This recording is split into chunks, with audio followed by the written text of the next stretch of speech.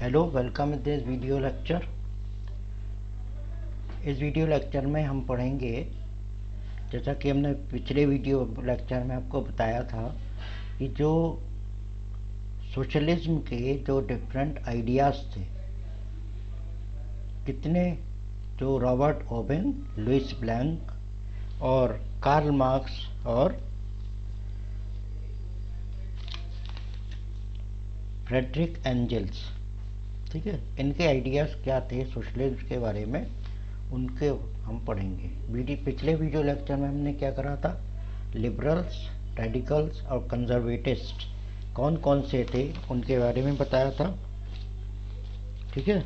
और industrial society किस तरह से आई और क्या सोशल चेंजेस हुए, ये हमने आपको बताया था। तो सोसाइटी जो है वो हमारी इंडस्ट्रियलिस्ट हो गई थी। सोसाइटी दो पार्ट्स में डिवाइड हुई, कैपिटलिस्ट और वर्कर्स।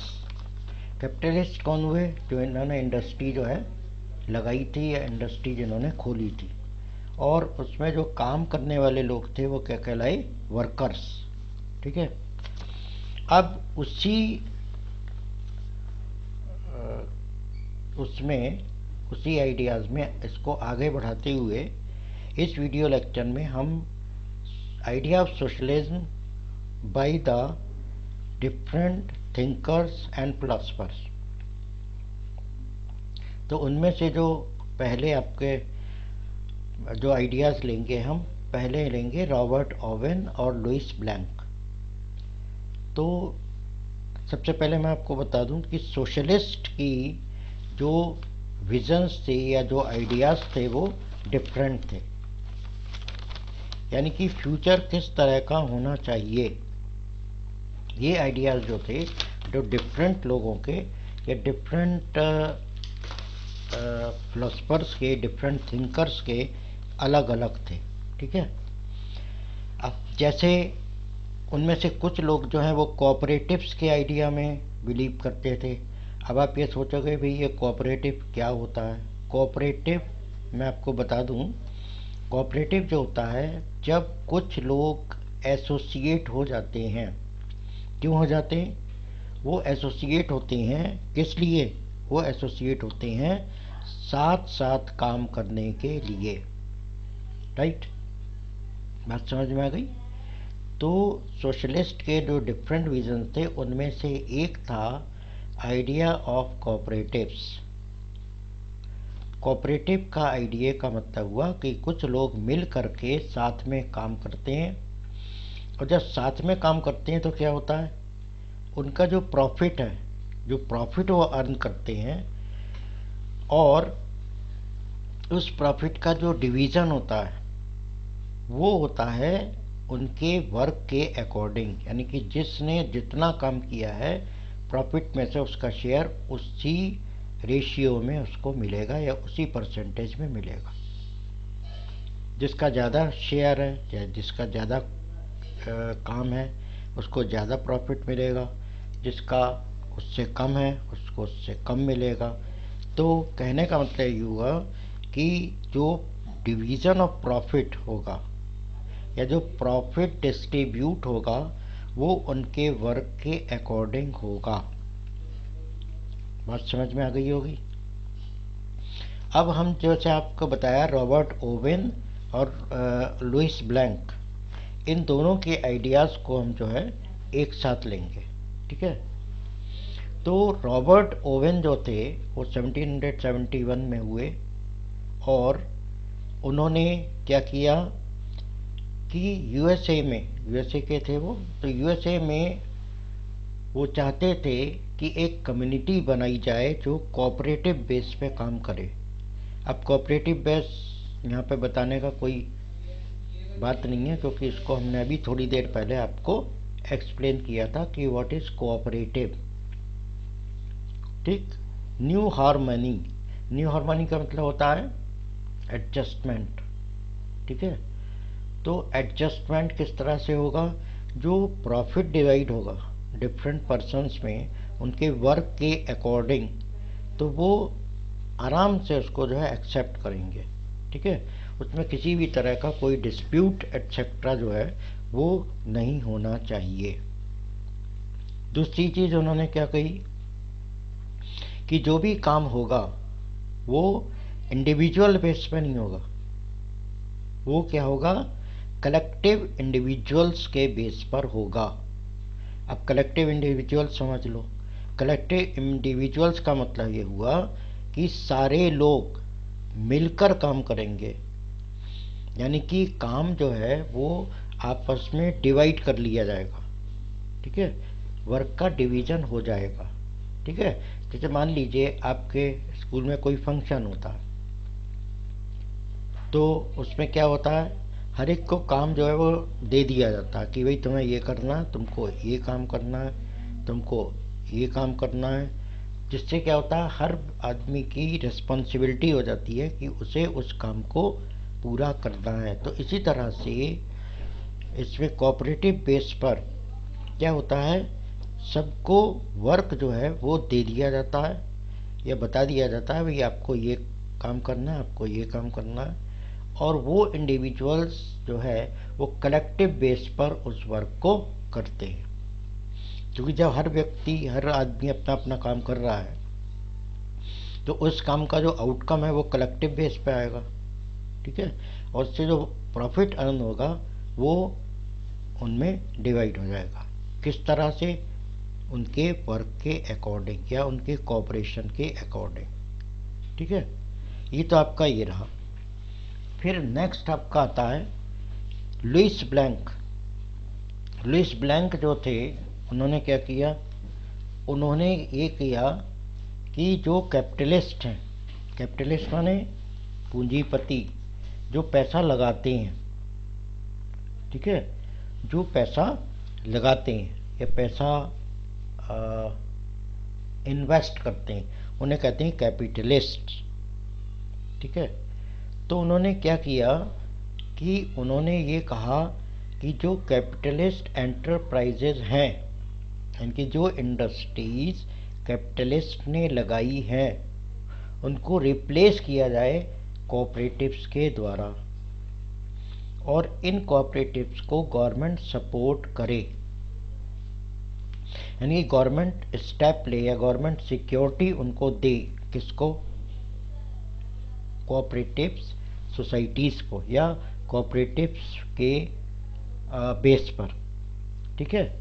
अब जैसे मैं आपको बताऊं कि फ्रांस में लुइस ब्लैंक क्या चाहते थे, ये चाहते थे कि गवर्नमेंट कोऑपरेटिव्स को एनकरेज करे, एनकरेज माने बढ़ावा देना, और धीरे धीरे क्या हो कोऑपरेटिव सोसाइटीज़ को लाए और जो कैपिटलिस्ट एंटरप्राइजेज हैं उनको धीरे धीरे कोऑपरेटिव सोसाइटीज़ में चेंज कर ले या रिप्लेस कर दे, ठीक है।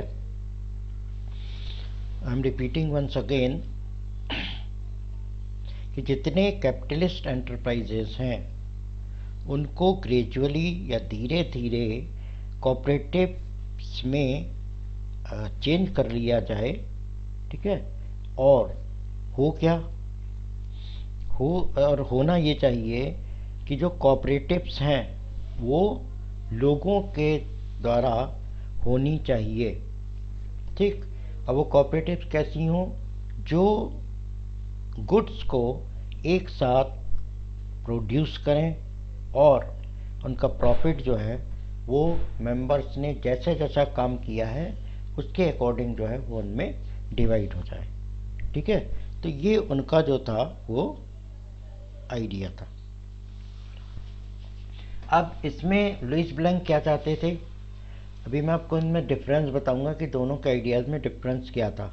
अभी आपने देखा होगा कि दोनों जो है वो कोऑपरेटिव्स को सपोर्ट कर रहे हैं, ठीक है।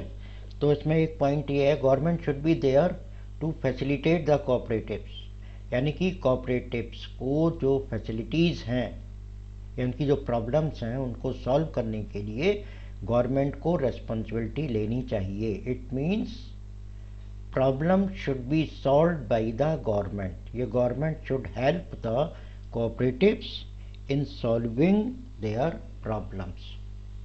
अब इसमें जो मैंने आपको बताया अभी कि डिफरेंस क्या क्या था। डिफरेंस ये था कि जो रॉबर्ट ओवेन थे वो चाहते थे कोऑपरेटिव कम्युनिटी बने, उसमें कलेक्टिव इंडिविजुअल के बेस पे वर्क हो, ठीक है, उसमें गवर्नमेंट का कोई इंटरफेरेंस नहीं होना चाहिए। जबकि लुइस ब्लैंक ये चाहते थे कोऑपरेटिव सोसाइटीज़ बने और वो कैपिटलिस्ट एंटरप्राइजेज से रिप्लेस हों, या कैपिटलिस्ट एंटरप्राइजेज जितने भी हैं जो इंडस्ट्रीज इस्टेब्लिश्ड हैं उनको धीरे धीरे कोऑपरेटिव में चेंज कर लिया जाए।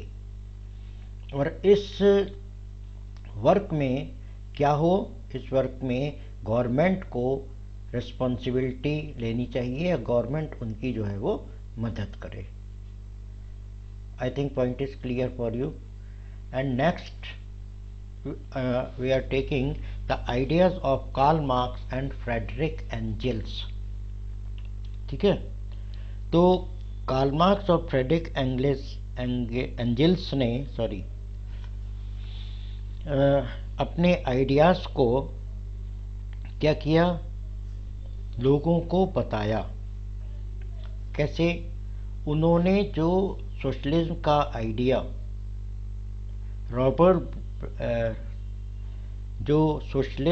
आइडिया रॉबर्ट ओवेन और ब्लैंक ने दिया था, लुइस ब्लैंक ने दिया था, उन्हीं में कुछ चीज़ें और बढ़ा दी। कहने का मतलब ये हुआ कि इनसे पहले जिन्होंने रॉबर्ट ओवेन और लुइस ब्लैंक ने जो आइडियाज़ दिए थे सोशलिज्म के, उन आइडियाज़ को रखते हुए उन्हीं में कुछ और आर्ग्यूमेंट जो हैं आइडियाज़ ऑफ सोशलिज्म में बढ़ा दिए। ठीक है, अब वो आइडियाज़ क्या थे? कार्ल मार्क्स ने बताया, क्या बताया? कार्ल मार्क्स ने ये आर्ग्यूमेंट दिया या ये कहा कि जो इंडस्ट्रियल सोसाइटी हो, ठीक है, अब पहले क्या थी? Society was capitalist. पहले सोसाइटी जो थी वो क्या थी? कैपिटलिस्ट थी। लेकिन अब ये सोसाइटी चेंज हो गई इंडस्ट्रियल सोसाइटी में। ठीक है, अब होता क्या है इसमें कि ऐसी सोसाइटी में जो ओनर्स हैं, ओनर्स माने मालिक, invested Capitals in factories and profit was produced by the workers. ये आप सब जानते हैं। जो इंडस्ट्री का मालिक होता है वो पैसा फैक्ट्रीज में लगाता है, लेकिन वर्कर्स काम करने के जो है चीज़ें बनाते हैं। वर्कर्स जब चीज़ें प्रोड्यूस करते हैं और प्रोड्यूस करने के बाद जब वो मार्केट में जाती हैं, तब जब उनकी सेल होती है या जब वो बिक जाती हैं, तब उनसे इनकम होती है और इनकम के साथ साथ जो ओनर है उसको प्रॉफिट भी होता है। तो यहाँ कहने का मतलब ये है कि जितने भी वर्कर्स हैं, अगर वो प्रोडक्शन ना करें और कैपिटल जो है वो ओनर इन्वेस्ट करे या पैसा जो मालिक है कैपिटल फैक्ट्री का वो लगाए और वर्कर्स प्रोड्यूस ना करें, तो किसी भी तरह का कोई प्रॉफिट गेन नहीं होगा। तो यहाँ कहने का मतलब क्या है? यहाँ कहने का मतलब ये है कि जो प्रॉफिट है उसका वजह जो है, उसकी जो रीजन है वो क्या है? वर्कर्स के द्वारा किया गया प्रोडक्शन। ठीक है, तो अब होना क्या चाहिए कि जब वर्कर्स ने प्रॉफिट दिया है या वर्कर की वजह से प्रॉफिट हुआ है, ठीक, अब होता क्या है कि जो प्रॉफिट होता है वो जो ओनर्स है वो अपने पास रख लेता है। ठीक है, और वर्कर्स की कंडीशन जो है वो पहले जैसी रहती है। ठीक है ना, यानी कि वर्कर्स को उतना ही वेजेस मिलना है जितना उसको पहले मिल रहा था। प्रॉफिट से कोई उसकी वेजेस पर या सैलरीज पर कोई असर नहीं पड़ता। ठीक है, तो अब होता क्या है? इससे क्या होता है कि जो वर्कर्स की कंडीशन है उसमें कोई डिफरेंस नहीं आता, उसमें कोई इम्प्रूवमेंट नहीं होता। ठीक है। तो अब यहाँ पर जो इंडस्ट्री का ओनर है उसका मोटिव क्या होता है, उसका जो एम होता है वो क्या है, पर्सनल गेन, यानी कि उसको कितना प्रॉफिट हो रहा है, ये उसका उद्देश्य होता है, ये उसका मेन एम होता है या मोटिव होता है। वो वर्कर्स के वेलफेयर के बारे में कभी नहीं सोचता। ठीक है। तो अब वो क्या कहते हैं, इसलिए कार्ल मार्क्स जो हैं वो बिलीव करते थे कि वर्कर्स को कैपिटलिस्ट जो उनका एक्सप्लॉयटेशन करते हैं उनसे अपने को फ्री कर लेना चाहिए। ठीक है। अब फ्री कैसे करें, वर्कर्स को एक ऐसी सोसाइटी बनानी चाहिए जो रेडिकल हो। रेडिकल समझते हैं ना, radical means change through violence. Anyhow there must be change in the society, यानी कि सोसाइटी में किसी भी प्रकार का चेंज आना चाहिए किसी भी तरह से। ठीक है। और जितनी प्रॉपर्टीज हैं सोसाइटी में उनको उनका जो कंट्रोल होना चाहिए वो कैसा होना चाहिए, कम्यूनल होना चाहिए, या जितनी भी प्रॉपर्टीज हैं they must be controlled by the society, यानी कि उन्हें सोशली कंट्रोल होना चाहिए। ठीक है। अच्छा, अब वो एक चीज़ और कहते थे कि वर्कर्स जो हैं वो अपने एम में सक्सेसफुल ज़रूर रहेंगे। अब उनका स्ट्रगल ये किससे है या उनका कॉन्फ्लिक्ट किससे है, कैपिटलिस्ट से, क्योंकि कैपिटलिस्ट जो है उसका मेन मोटिव प्रॉफिट गेन करना है। वर्कर्स का मेन मोटिव क्या है, to share in the profit, जो प्रॉफिट हुआ उसमें उनका भी शेयर होना चाहिए, ये उनका मेन मोटिव होता है। और यही उन दोनों के बीच में कॉन्फ्लिक्ट है। लेकिन कार्ल मार्क्स कहते हैं कि वह प्राइवेट प्रॉपर्टी का जो रूल है उसको ख़त्म कर देना चाहिए। और अब होना क्या चाहिए, होना ये चाहिए कि जो प्रॉपर्टी है वो कंट्रोल होनी चाहिए सोसाइटी के द्वारा। The property must be belong to the society. ठीक है। और ऐसी सोसाइटी को कम्युनिस्ट सोसाइटी कहते हैं। तो कम्युनिस्ट सोसाइटी को एक बार फिर मैं क्लियर कर दूं आपको कि जो कम्युनिस्ट सोसाइटी होती है वो किस तरह की होती है, वो होती है जिसमें there is no private property. ठीक, as many as properties are there in the society they are controlled by the society, यानी कि जितनी भी प्रॉपर्टीज हैं, जितनी भी इंडस्ट्रीज हैं, उनका कंट्रोल जो है वो ओनर के हाथों में ना होकर जो वर्कर्स हैं उनके हाथों में होना चाहिए, या उसका कंट्रोल जो है वो वर्कर्स करें। कोई भी अगर डिसीजन लेना है तो क्या होगा, वर्कर्स उसका डिसीजन लेंगे। ठीक है। ओनर से उसका कोई मतलब नहीं होता। तो इस तरह की सोसाइटी को हम कम्युनिस्ट सोसाइटी कहते हैं। ठीक है। तो एक बार मैं फिर आपको बता दूं कि कार्ल मार्क्स ने आइडिया ऑफ सोशलिज्म को जो है उसमें थोड़े से जो आर्ग्यूमेंट्स हैं वो बढ़ाए, और इसके बाद जो है उन्होंने क्या किया कि आइडिया को बढ़ा करके एक सोसाइटी जो है वो इस्टेब्लिश करनी चाहिए। कौन सी सोसाइटी उन्होंने इस्टेब्लिश की, उन्होंने सोसाइटी इस्टेब्लिश की कि इंडस्ट्रियल सोसाइटी तो हो लेकिन उसके जो कंट्रोल है वो किसके द्वारा होना चाहिए, वर्कर्स के द्वारा होना चाहिए। यहाँ पर मैं एक चीज़ और क्लियर कर दूँ कि जो ये आइडियाज़ हैं वो कार्ल मार्क्स और फ्रेडरिक एंजल्स ने दिए थे। ठीक है। तो आप इसमें जो है कंफ्यूज ना हो, ये जितने भी आइडियाज़ मैंने आपको बताए वो कार्ल मार्क्स और फ्रेडरिक एंजल्स के आइडियाज़ हैं। ठीक है। और इन्होंने जो है वो सोसाइटी में थोड़ा सा चेंज आया। रॉबर्ट ओवेन और लुइस ब्लैंक ने जो सोसाइटी इस्टेब्लिश की वो सोशलिस्ट सोसाइटी थी, लेकिन कार्ल मार्क्स और फ्रेडरिक एंजल्स ने जो सोसाइटी को का मतलब विज़न दिया था या जिसमें वो बिलीव करते थे, वो सोसाइटी कम्युनिस्ट सोसाइटी कहलाई।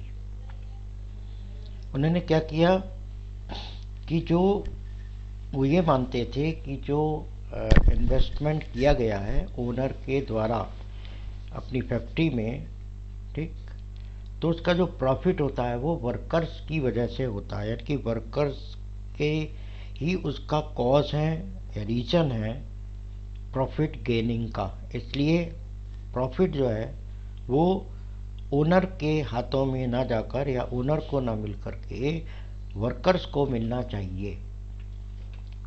वो ये कहते थे कि जब ओनर प्रॉफिट को रख लेगा और वर्कर्स को सैलरी एज इट इज़ मिलती रहेगी सेम, तो वर्कर्स की कंडीशन में कोई इम्प्रूवमेंट नहीं होगा, ये उन्होंने कहा। ठीक है, अब ऐसा क्यों? क्योंकि जो ओनर है उसका मेन एम जो है वो क्या होगा, गेन या प्रॉफिट लेना होता है। ठीक है, और वो प्रॉफिट जो है वो पर्सनली ले लेता है। ठीक है, इसके अलावा वो जो है वर्कर्स के बारे में नहीं सोचता, यानी कि वर्कर्स के इम्प्रूवमेंट हो या वर्कर्स के बारे में कोई अच्छा काम किया जाए या वर्कर की सैलरी को बढ़ाया जाए, इस तरह का कोई भी आइडिया या इस तरह की थिंकिंग ओनर की नहीं होती।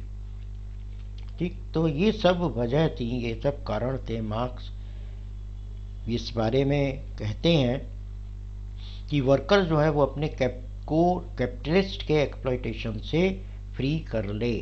कैसे कर ले? वर्कर्स एक ऐसी सोशलिस्ट सोसाइटी बनाए, ठीक है, जिसमें ओनर जो है वो उसका एक्सप्लॉयटेशन ना कर पाए। कैसे? जो गेनिंग है या जो प्रॉफिट है वो वर्कर्स के वर्क के अकॉर्डिंग उनको डिवाइड किया जाए, यानी कि जो प्रॉफिट है उसमें वर्कर्स भी शेयर करें या वर्कर्स का भी शेयर होना चाहिए, ये कार्ल मार्क्स कहते हैं। अब इसके लिए क्या किया जाए? जो प्राइवेट प्रॉपर्टी हैं उनको हटाकर उन प्रॉपर्टीज़ को सोशली कंट्रोल्ड प्रॉपर्टी में चेंज कर लिया जाए। ठीक है, यानी कि प्राइवेट प्रॉपर्टीज को रिप्लेस किया जाए सोशली कंट्रोल्ड प्रॉपर्टी में। ठीक है, और इस तरह की सोसाइटी को हम कम्युनिस्ट सोसाइटी कहते हैं, या कार्ल मार्क्स और फ्रेडरिक एंजल्स ने कहा कि हमें कम्युनिस्ट सोसाइटी को इस्टेब्लिश करना चाहिए। ठीक है,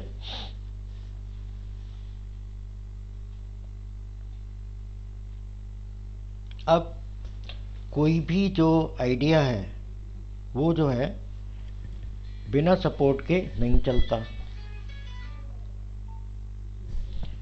बिना सपोर्ट के कोई भी आइडिया नहीं चलता है ना, या उसमें कोई डेवलपमेंट नहीं होता है। 1870 में सोशलिस्ट आइडियाज़ जो हैं वो पूरे यूरोप में फैल गए। ठीक है, और एक इंटरनेशनल बॉडी को फॉर्म किया गया। ठीक है, तो सोशलिस्ट के जो आइडियाज़ थे वो जब पूरे यूरोप में गए या पूरे यूरोप के लोगों ने जब उसको फॉलो किया, तो उसको इम्प्लीमेंट करने के लिए एक इंटरनेशनल बॉडी बनाई गई जिसको हम सेकंड इंटरनेशनल भी कहते हैं। ठीक है, और इसी तरह की एसोसिएशंस जो हैं वो वर्ल्ड में हर जगह बनाई गई। अब हम यहाँ पर 3 कंट्रीज़ की जो है वो एग्जांपल लेते हैं, जर्मनी, इंग्लैंड और फ्रांस। तो सबसे पहले हम जर्मनी का एग्जांपल लेते हैं। तो कहना चाहिए कि जर्मनी में जो एसोसिएशंस थी उन्होंने एक पार्टी जो है वो बनाई जिसे सोशल डेमोक्रेटिक पार्टी कहा गया। ठीक है, और इसका काम क्या था, पार्टीज को पार्लियामेंट्री सीट्स में जीतने में मदद करना। ठीक है, अभी कैसे, 1905 में सोशलिस्ट और ट्रेड यूनियंस ने इंग्लैंड में एक पार्टी बनाई जिसका नाम था 1905 में लेबर पार्टी। ठीक है, और फ्रांस में सोशलिस्ट पार्टी बनाई।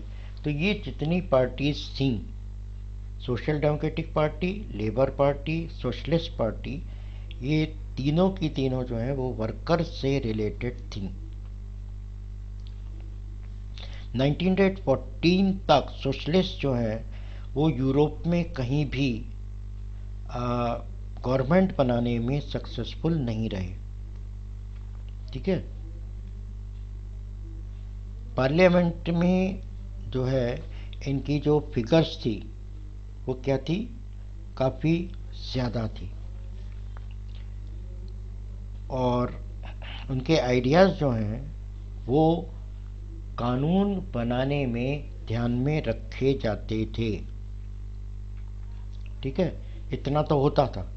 यानी कि कहने का मतलब ये है कि जो लेबर से रिलेटेड पार्टीज थी वो कभी भी गवर्नमेंट नहीं बना पाई यूरोप में किसी भी जगह पर, लेकिन उनका इतना तो इन्फ्लुएंस था कि जब गवर्नमेंट कोई भी लॉ बनाती थी किसी भी तरह का, तो वो क्या करती थी कि उनको ध्यान में रखती थी, किनको, वर्कर्स को या लेबर क्लास को। ठीक है, और गवर्नमेंट जो थी वो कंजर्वेटिव्स, लिबरल्स या रेडिकल्स जो हैं वो बनाते रहे। मिकल से point must be clear in your mind now. तो कहने का मतलब ये हुआ कि यहाँ पर जो है जो गवर्नमेंट है वो कंजर्वेटिव्स, लिबरल्स, रेडिकल्स ये बनाते रहे, लेकिन लेबर पार्टी जो भी थी जर्मनी, इंग्लैंड और फ्रांस में, ये कभी भी रूलिंग पार्टी नहीं बन पाई। ठीक है, अब इन पार्टी का एम क्या था, इन पार्टी का काम क्या था। देखिए, ये पार्टी जो है वो लेबर से रिलेटेड थी, या लेबर की पार्टी थी, वर्कर्स की पार्टी थी, इसलिए ये जो एसोसिएशंस थी, जो ये पार्टी हैं उनको सोशलिस्ट एसोसिएशंस भी कहेंगे। ठीक है, तो वो हमेशा जो वर्कर्स हैं उनका better living standard, working condition को अच्छा बनाना, ठीक, और एक ऐसा फंड बनाना जिससे कि मेंबर्स की हेल्प हो सके, और वर्किंग आवर्स को रिड्यूस किया जाए, ये डिमांड करना, और राइट टू वोट उनको दिया जाए। यहाँ पर मैं एक चीज़ और बता दूँ आपको कि जब इंडस्ट्रीज इस्टेब्लिश की गई थी तो वर्कर्स की कंडीशन बहुत ख़राब थी। कैसे, क्योंकि वर्कर्स को 15 to 16 hours in a day काम करना पड़ता था। ठीक है, तो इसलिए उनकी जो वर्किंग कंडीशन थी वो बहुत ख़राब थी। तो इसीलिए इन पार्टीज़ ने, सोशलिस्ट एसोसिएशन ने ये डिमांड की कि जो वर्किंग आवर्स हैं उनको रिड्यूस किया जाए, उनको कम किया जाए, और जो उन्हीं के एफर्ट्स का आप रिज़ल्ट देख रहे हो कि आजकल जो है वर्किंग आवर्स जो है वो 8 आवर्स हो गए हैं। ठीक, और एक चीज़ इसमें और थी कि राइट टू वोट देने की उन्होंने डिमांड की कि वर्कर्स को राइट टू वोट दिया जाए ताकि वो पार्लियामेंट में रिप्रेजेंटेशन दे सकें। अब 1914 तक सोशलिस्ट जो हैं वो कहीं भी गवर्नमेंट बनाने में सक्सेसफुल नहीं रहे, लेकिन उनके आइडियाज़ ने जो है लेजिस्लेशंस जो थे या जो लॉज बनते थे उन पर उनका असर पड़ा या प्रभाव पड़ा। ठीक, और गवर्नमेंट जो है कंजर्वेटिव, लिबरल्स और रेडिकल्स बनाते रहे। ठीक है, तो that is all for today, and I hope that all of you must have been understand the points. ठीक, और नेक्स्ट जो हमारा वीडियो होगा, नेक्स्ट वीडियो में हम लेंगे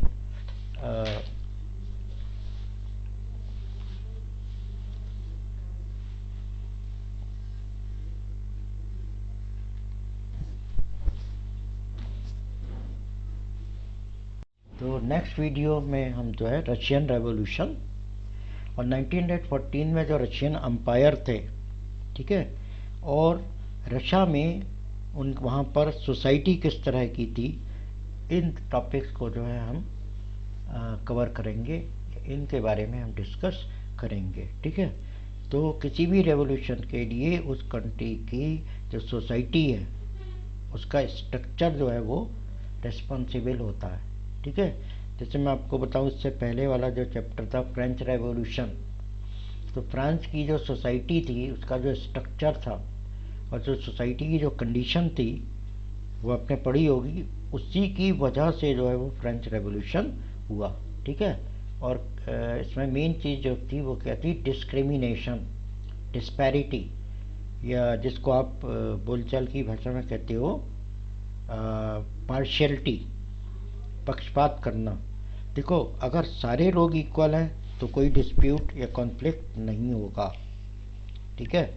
और अगर वहीं पर डिस्क्रिपेंसी होगी तो वहाँ पर फिर जो है कॉन्फ्लिक्ट और डिस्प्यूट होता है, और वो जब ज़्यादा बढ़ जाता है तो रेवोल्ट में चेंज हो जाता है और उस कंट्री में रेवोल्यूशन हो जाता है, ठीक है। So that's all for today. Thank you and thank you very much.